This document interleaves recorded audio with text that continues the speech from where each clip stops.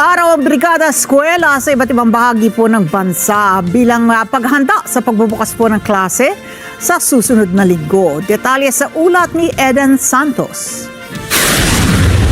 Umarangkada na ang Brigada Eskwela ng Department of Education. Todo linis ang mga guro at magulang ng President Corazon Aquino Elementary School sa Quezon City ng abutan ng Net25 News. Ayon kay Ginoong Jerry Isip, principal ng paaralan, ito ay paghahanda para sa pagbubukas ng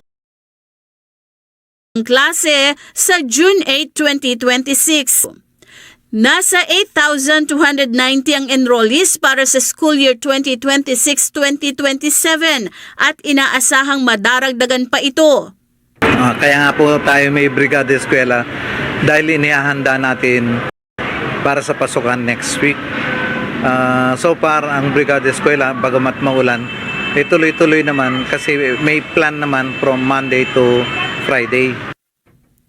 Handa na rin ang paaralan para sa implementasyon ng 3-term calendar. Bagaman walang pilot test ay sisikapin ng paaralan na simulan agad ang bagong sistema. Kung nagkaroon muna sana ng pilot, okay din naman po. Pero naihanda naman po ng DepEd.